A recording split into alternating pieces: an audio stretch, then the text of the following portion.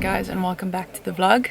Very excited this morning to be in the Kruger National Park, which is probably my absolute favorite place on earth. We've been lucky enough, Blair's family have a spot in a private little game reserve just outside of this gate open, and for the past couple of nights we've been staying there.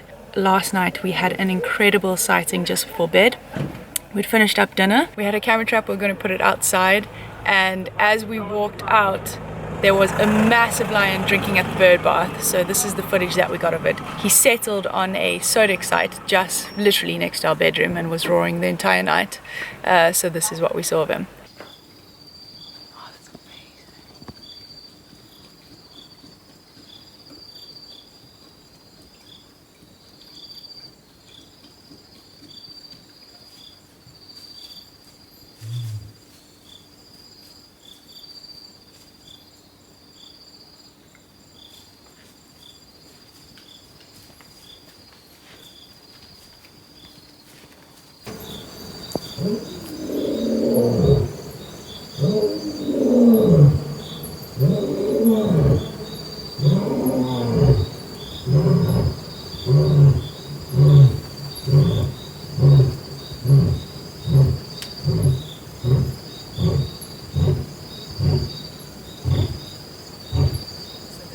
Of him. But anyway, point is we've come into Kruger Park for the day. We are going to be driving around. We're going to try do a lot of bird spotting because we both have a bird list, and we got a little picnic. We're going to see some animals, and yeah, it's just going to be a beautiful day in our favorite place on earth. Good morning, Blair. Good morning, Nicole. How are you doing on this fine Tuesday morning? I'm good. I'm just peckish. I'm also a bit peckish. You like a sausage? Yes, please.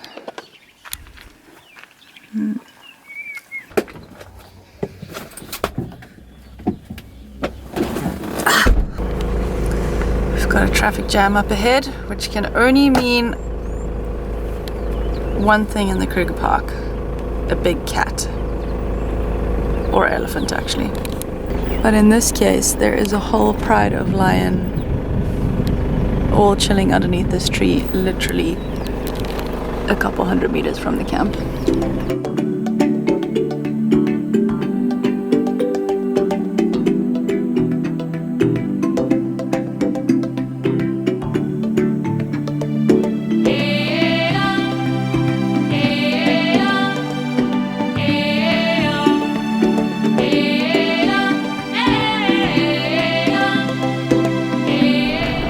So those little birds that you could see on the female kudu, they're called red-billed oxpeckers. There's two types. There's yellow-billed and red-billed, obviously depending on the color of their beak. But it's a symbiotic relationship between the two, and it's pretty cool because the oxpecker, the bird, nitpicks all the ticks and fleas off of the kudu and a range of different animals, and they eat the ticks and obviously, you know, feed off of that, and in turn the animal that they are feeding off of gets a little bit of a clean, so it gets rid of its ticks and its fleas. So if you ever see birds pecking on these bigger antelope or giraffe or whatever, excuse me, you will know that it's probably an oxpecker.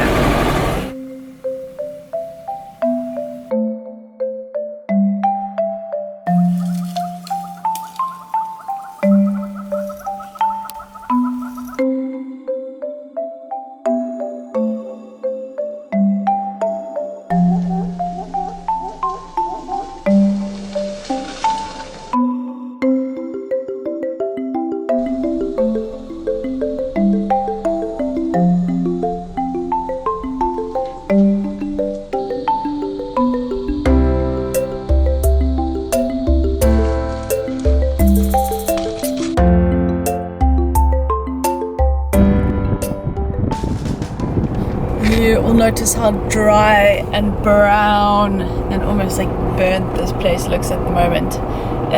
It is the final last probably few days, or I don't know, maybe a couple of weeks of the winter, which means that this place will shortly be receiving their summer rainfall, and the first rains will fall, which I was hoping we'd be here for, because I think it would be amazing after a long hard winter where everything's brown and dry to see the rain seep into the earth. But yeah, if you come back in a couple of months after it's had some good rains, this whole landscape transforms into lush green trees and grasses and watering holes everywhere.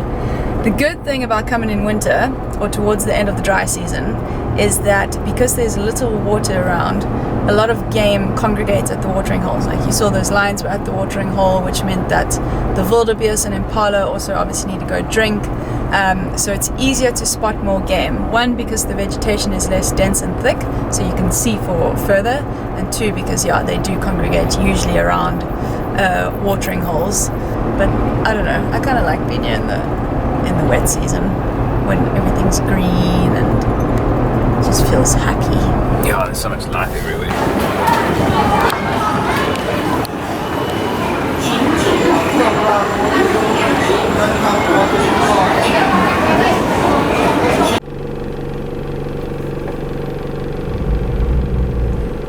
Okay, so there's a whole pack of wild dog and a whole bunch of pups. I don't think we know the exact amount or the number, but there's Definitely over 15. Yeah, there seems to be a lot. Seeing wild dogs is always super special because it's quite rare that you see them. So this is very special, and also the fact that there's actually not that many vehicles. A few things about wild dogs is that they are a highly endangered species, and one of the main reasons for that is they were considered pests. People just used to take out entire packs at a time, and obviously the numbers started dwindling, so now there's massive conservation efforts to get their numbers to increase. But another fun fact is that out of the whole pack there's the alpha male and female, and only the alpha male and female will breed, and it's kind of like a cooperative community where the rest of the pack will then hunt and all raise the pups together. But yeah, these guys have crazy. I've never seen a wild dog hunt take place. I think you have, Blair. Yeah, I've seen lots of times, but they're incredibly efficient hunters. Apparently it's quite savage to watch because they just have limitless energy, and they'll just run an antelope or whatever to complete and utter exhaustion until it collapses, and they start feeding on the animal while it's still fully alive. How many adults would be in a pack? Depends on the strength of the pack. I mean, it could be from 6 to 20.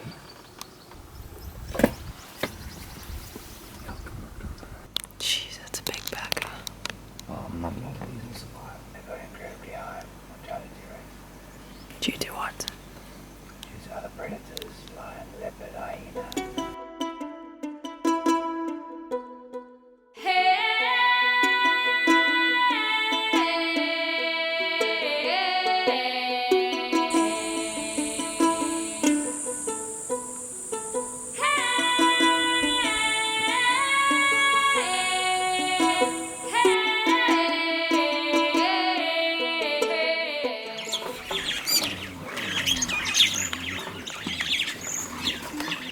Stopping for a little mid-morning tea and breakfast spot.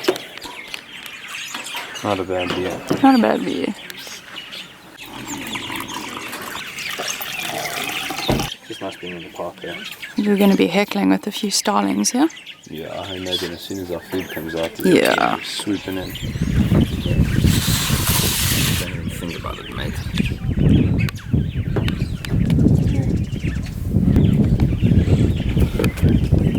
Thanks for breakfast. Yeah. That's great. Leave your hat on, why are you taking it off? Why did I take it off? Because I look like a ponce. I'll put it back on. This is my safari attire. This hat is SPF 50, I'll have you know. Your gardening hat. Can you prune the roses? But we've just finished a nice little snack and some tea, and yeah, it's cooking. Summer is here. And our plan today, because we're staying outside of the park, we're just doing a day's loop. So gates in Kruger open at 5:30 and they close at 6 depending on the time of year. So yeah, we're going to make a full day out of it. We were even planning on getting a run-in at one of the rest camps. We'll see how that goes. Might be ambitious, but we've been on the health and fitness train recently, which has felt great. But anyway, that's not why I'm holding the camera. Blair is going to explain our route for those of you that are interested and or know Kruger. Yeah, so we came in at Open Gate, bright and breezy this morning. Had a really nice sighting of lion just outside the camp. We've done this tar road, what is this called? The H7, all the way to the sand road, which then runs north along the Timbavati River. It's a dry riverbed, but it's beautiful. There's like lots of thick vegetation, and that's where we had the beautiful wild dog sighting. We have now just had a picnic here at Timbavati, and we're going to carry on north up the sand road, the S39, still following the Timbavati River all the way to this main tar road. Then we'll probably nip up to Olifants. Olifants is also a really cool camp. It's like situated on top of this little koppie, which looks down over the Olifants River Valley. And then we will see what's happening with time, but either we will go up another road to the right, following the Olifants to where it joins the Letaba River, or we'll just bomb it up the tar road to Letaba and then back out at Palabora Gate. Still got a lot of driving to do, so we shouldn't dilly-dally. How do you know Kruger so well? Oh man, I've been coming here since I was a kid. Since you were lighty, This man. is my second home. It's your hood. Yeah. Okay, let's move on. So I'd update you on our bird list. My goal is 80 for this trip. I'm currently on 42 species. Blair's goal is 150, and he's currently just under 80 species. But for those of you that are coming to the bush, we couldn't urge you enough, although it sounds dorky, to get into birding. Like, buy yourself a little bird book and a good pair of binos, and it makes your drives seem so, well, not seem, they already are, but so much more fun, because you're stopping for all the little birds. And I don't know, I love flicking through the lists and trying to identify what I'm seeing.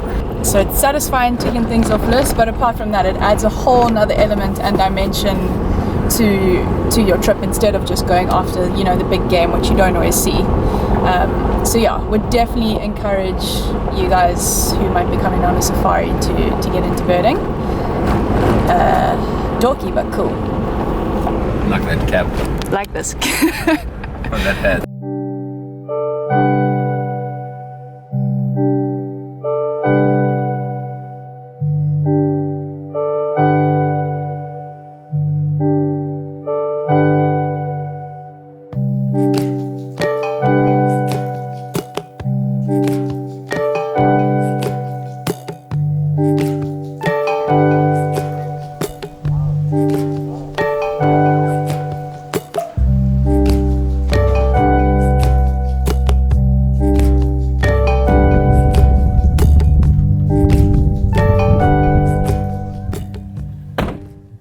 Stopped to sort out some lunch. Unfortunately, we're running out of time, so we're going to have lunch on the road.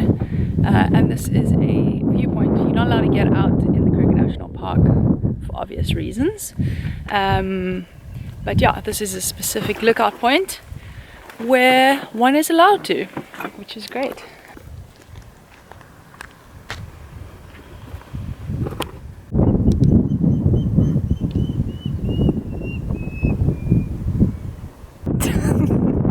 What's the plan?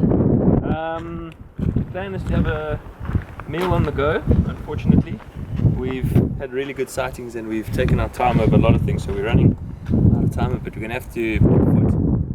So yeah, eat as we go, head up to Letaba and then out Palabora Gate. Cool. Okay, so this is lunch. Pretty healthy. We got some carrots, cheese, ham, hummus. Thank you.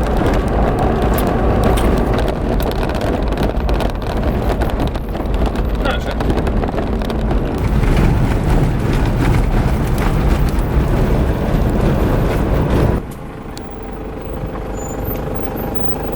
So see here, check this female on the right. Yeah? Watch out, they break off a branch and then like roll it around on her tongue. Yeah. And basically just strip off all the bark. The bark is where a plant stores all its nutrients and moisture, so that's kind of what they're after. See, check. You can see it's come out the other side completely Stripped. void of bark. And all the bark comes off. They were very rough mouths and tongues.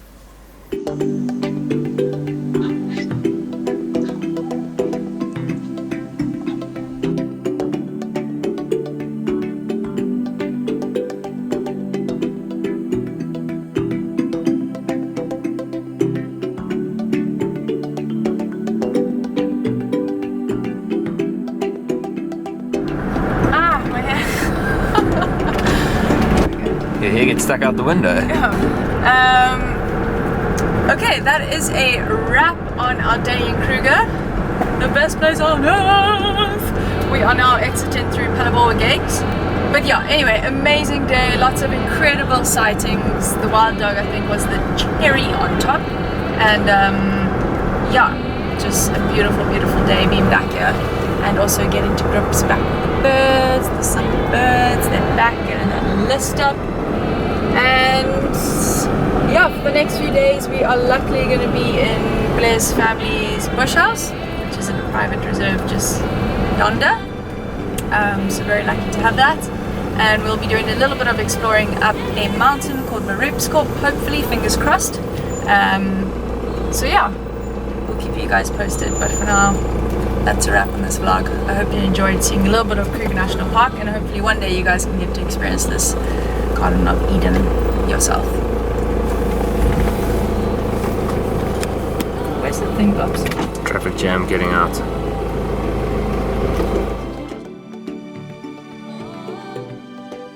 Once again, a massive shout out to Squarespace for sponsoring this video, and they are kindly sponsoring one video a month until the end of the year, which is awesome.